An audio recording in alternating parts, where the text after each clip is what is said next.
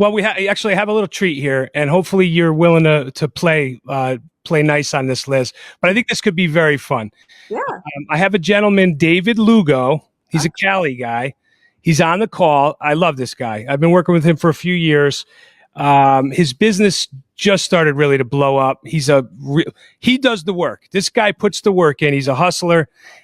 He's hitting this plateau now. I wouldn't say plateau because he's still scaling, but I think he's ready, all ears, to talk about next steps for his business.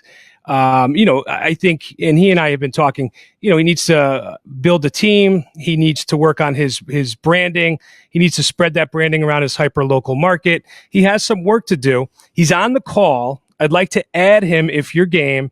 And maybe we let David just give us a little, couple minutes on where he's at right now with his business, what he's up to.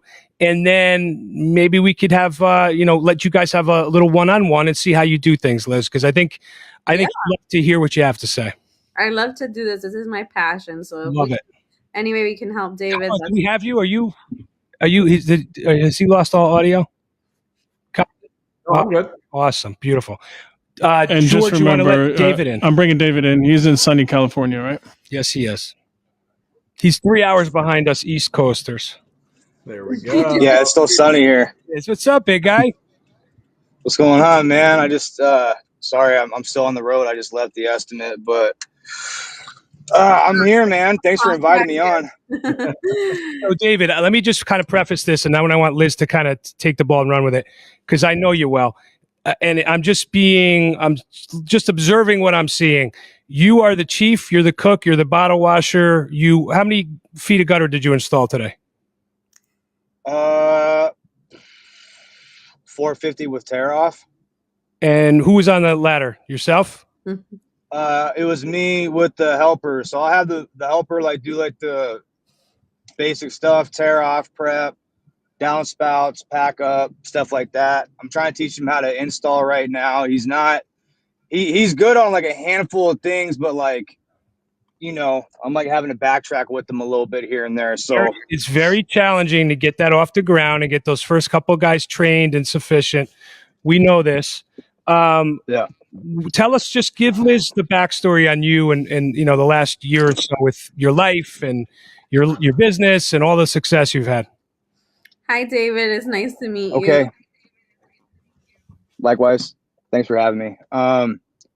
Okay, so last year and a half, I started the company. Really, I got my contractor's license in 2020. I started the company then, and I worked part-time for IBP, full-time, while I nourished the company into being self-sustaining. Over 3 years, I picked up contractors. I picked up a bunch of Yelp reviews. I picked up a reputation. I picked up all types of stuff while I was double teaming a full-time job and trying to nurse this into being what it was. The company I worked for actually found out that I had a business and they were going to fire me. So I left, and I've worked every day ever since. So my man. Yeah. I love it. I am right now where I'm at is I'm trying to, granted, I know I had a friend of mine, he gave me a little pep talk about how in order to grow his business, he had to take off the tool belt. Yep. And I feel that, but there's a level of fear of taking off the tool belt because I pump out the quality, and I feel like it's going to be hard to find somebody that cares about quality as much as I do, which is not going to happen because it's not their business, it's mine. But I don't know. Go ahead. So, if you don't mind, I would like to ask you a couple questions. Okay. All ears. Why do you think that no one else is going to care about your business the way, to a sufficient amount where you'd be able to still maintain the same quality? I guess just based off of my experience with, I've tried to train a lot of guys, right? Not just for the company, for my company, but for the old company I used to work for. It just seems like quality workers are kind of hard to come by, but I don't know. Maybe it's just me making assumptions, Yeah, so the reason why that thought process right there is a bottleneck just for you to start taking that first step forward is because you're creating that reality in itself just based off the experience you had in the past. The reason those installers and those guys didn't care is because they were probably working for someone who didn't give a crap about them. But you're someone different. You're David. You care about the people that are a part of your team, and whoever you train to build your vision is not going to be the same type of style as the person you were training to just install gutters in the past. And a big part of helping these guys learn is providing them with a career path, with growth. And now that you're a business owner, you're able to do that. I'm sure if you invest your time into teaching someone how to do a good job, install gutters properly, and you present them with a vision on where they could be next if they grow with you and maintain that quality, they're going to be much, much more effective at their job than if we just say, hey, look, this is how you install this job. And like, that's pretty much it. Here's your check for the day. Let's go. And so what I've learned in my experience of building my own team, I went from 0 to 35 employees in my first 4 years in business. I'm just in my fifth now. That first year, the first 10 people who I hired, they built the business like it was theirs. And it was just because of that specific mindset shift where I said, it's not just, they're not just working for anybody, they're working with me. And this is going to be a different experience. And I was hell bent on it. Granted, I hired and fired a lot of people still, but it increased my odds of having better people, retaining them longer, and just doing a better job in general. Okay. Yeah. It's not easy, but it's work for sure, you know, but it's you building you essentially. Is that how you look at it, Liz? Well, it's creating a company that it's worth working for and staying loyal to. That's what it is. That's the key. If you're really, really great at installing gutters, what's the incentive of working for someone else, right? You got to give someone a reason to do phenomenal work and be a part of your team and not just go do it on their own. The only way you're going to do that is by the business that you build, the way you share your vision with them, making a business that's big enough that you could have 100 people that are great at installing gutters, that are phenomenal, that have great quality, and they just can't imagine not being part of the organization. And then the same thing on the sales guys. You have to have you can have amazing sales guys that don't just want to go start their own thing. They have to have a reason to want to work for you. And that applies to every position within your business. Okay. But in order to start there, I would say, what do you see happening for your business? Like, where would you want to be, let's say 2 years from now? 2 years from now, I would like to be running probably three crews, two. I'd like to be out of the van. I would like to be maybe just handling sales, paperwork, things of that. Not really like doing anything on regards to job sites other than just quality checks. That's where I would like to be. Okay. So just to some background on me, this is what I do for a living. I've built contractors' businesses. I've helped build over 3,000 roofing companies. I work with companies all the way from startup to doing 20, 50 million a year. I have some clients who are running 16 locations to some guys who are just starting out. And so I've been doing this for 10 years in the industry so far. But just to give you some context, to go from being an installer and just starting the company to get to 3 years, having three crews, and you're out of the field, it's going to take you having trust in your labor force. And the only way you can trust your labor force is by having accountability systems, having quality assurance, quality controls, making sure those punch lists have photos attached to it. So it's just how well you systematize your business. You personally, I can tell how passionate you are about the quality. The only way you're going to get out of the field is if you systematize your production.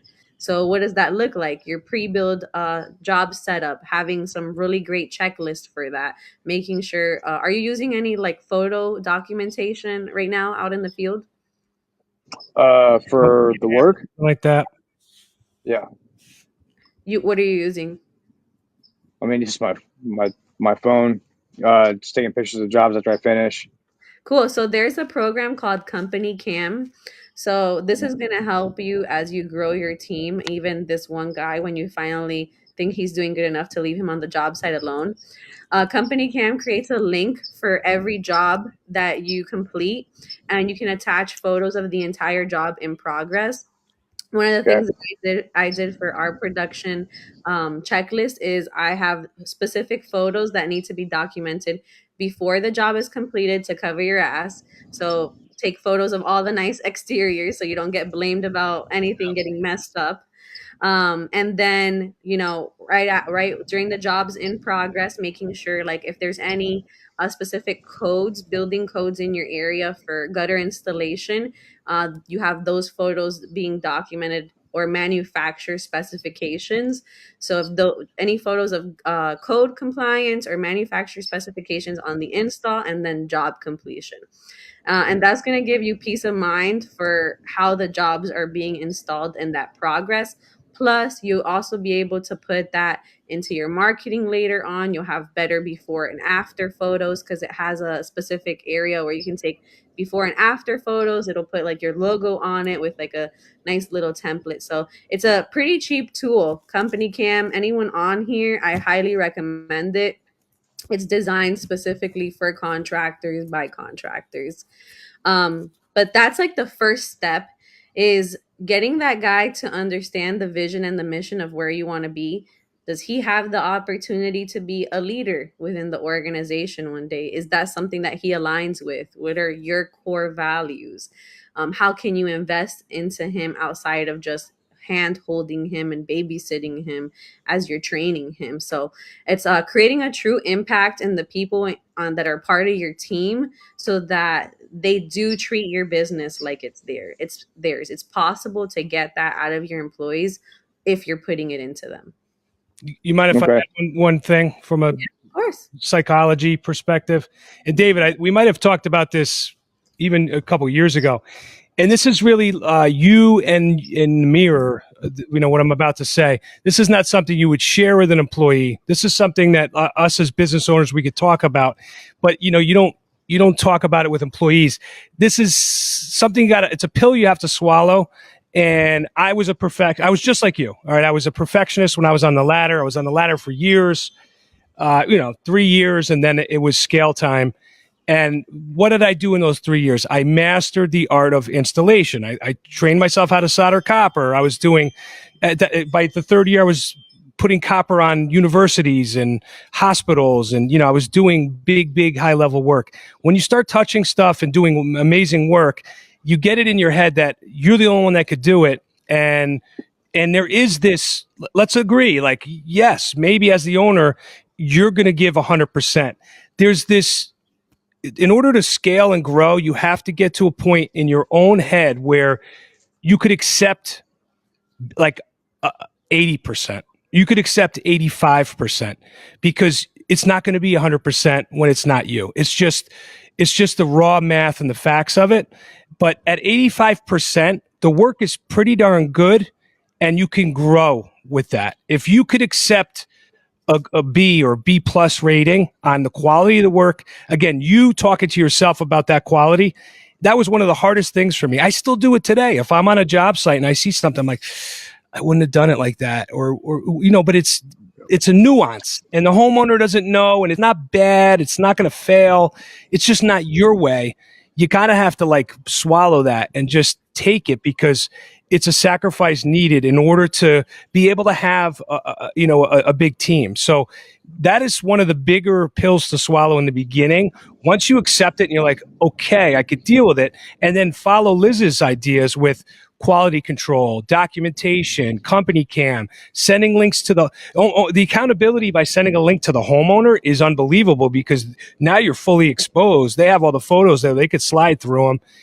And then of course you have it, and it's documented in a knowledge base where you could go back to that job whenever you want. But you put that stuff, it's like putting a Ring camera in a room with a babysitter with your kid.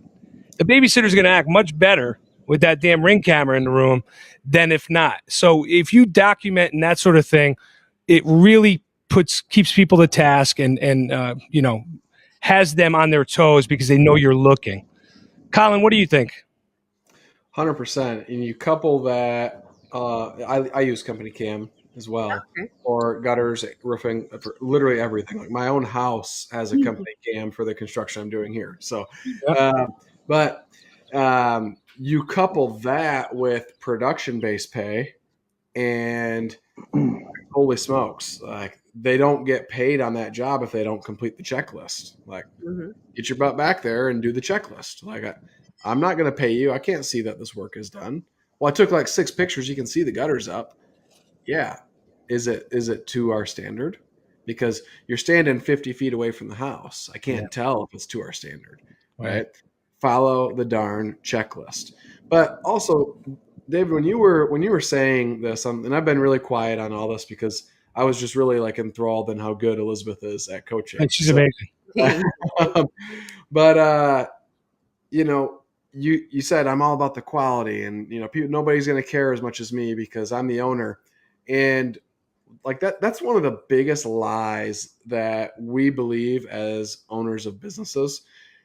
Think about it. You were an employee before you started this business. That's a good point. Did you care less when you were working for somebody else? Serious question. Did you care less? Maybe a little less, but not completely. I mean, I care about my work. I mean, I care about how my work looks. Right. It's who you are. That's right. Yeah. And there's a lot of other people out there who care and have pride in the work that they're going to do as well. This is true. So you just got to find them. That's it. And present them with an opportunity that they just cannot resist. And it's not everyone wants to be a business owner.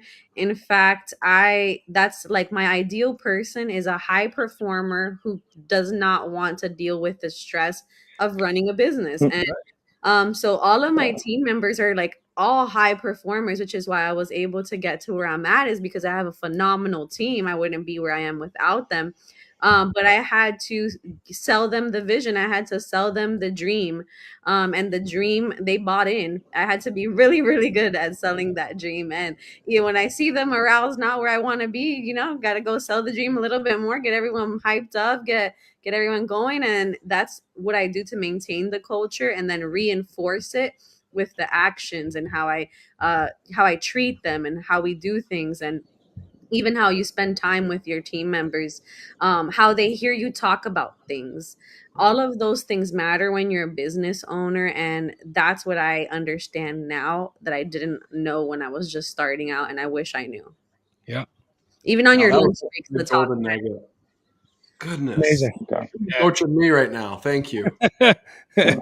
She's available for hire. She has a lot of offerings here. But no, I mean, and then back to, and I don't think David was on earlier, but like Liz said, surround yourself with those that are doing what you are looking to do, and you rapidly rise to meet the tide with them. It really is so psychological in that sense. It's just, everybody pulls you back up. Yeah, I'm so tired of the crab of buckets mentality where they're trying to pull you down. You need to be around people that are yanking you up. Like, get your ass up here, man. You got to be doing what we're doing. And, whether it's more time on the phone with Colin, myself, Liz, I try to make myself as accessible, but you're going to have a million questions, and then it starts to get easier and easier because you're getting your repetitions in and you know what you're doing. It's just that early stage where you're kind of, man, where do I start? Where do I stop? What I'll ask you, David, and this is what I ask anyone who I ever have the opportunity to have these kind of conversations, is why did you start this? I mean, it was really a God shot. I had a friend of mine who was a painter, and he started asking me for gutter work, and I threw my name in the hat at a local supply house, and I was like, hey, put me on the list for a machine, and they called me on my 30th birthday. And I was like, all right. Oh, cool. Whatever. Start wrapping everything up. I started pulling loans out of my ass, and I was like, all right, let's get this whole thing rolling. And that was it. Whatever. But why? Because to be honest, because I can, not like in a cocky way, but it's like, I know I've always been a leader. Like whenever I was at like the company I worked at, I'm always running their whole jobs, right?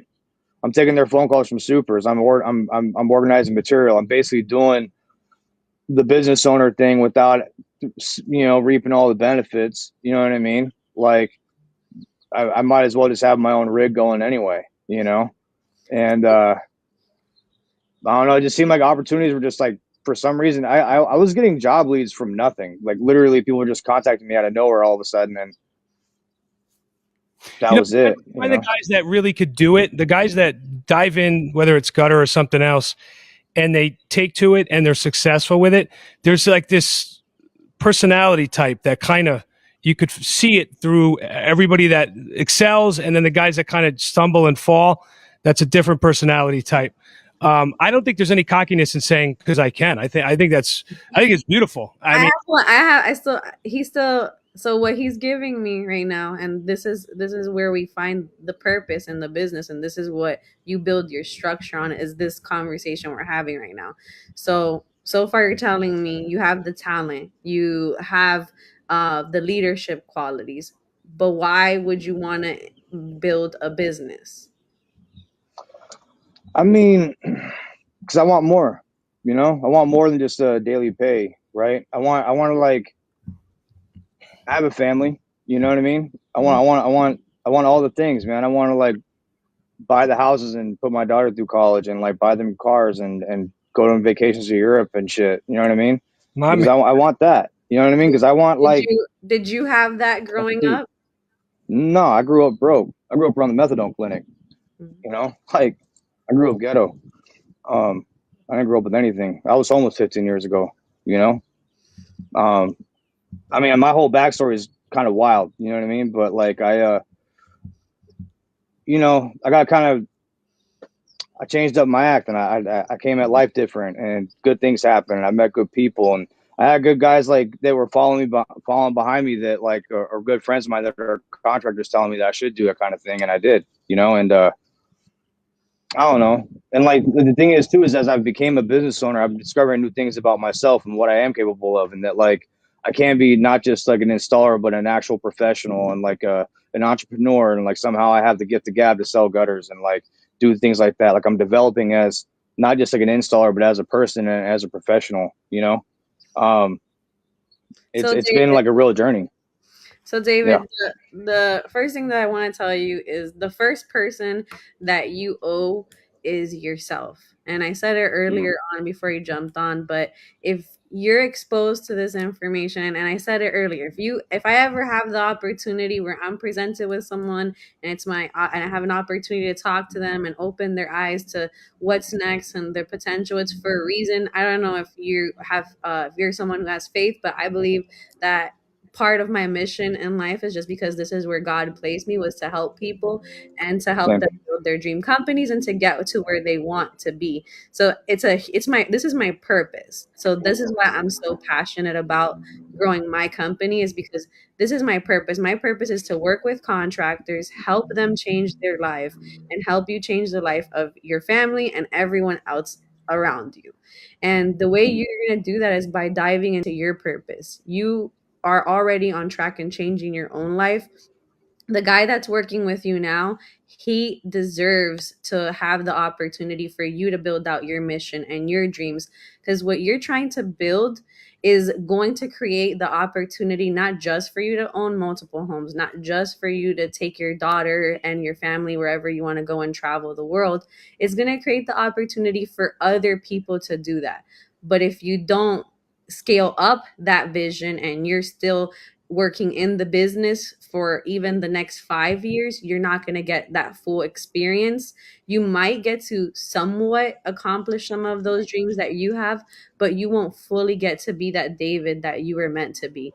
The reason you have all those skills, the reason why you're the person you are today. If you don't fully say, I'm going to do this as a business owner and get off of this freaking like ladder and be doing these installs, I have to get to my next level. So everything you want, your dream company is on the other side of you being busy.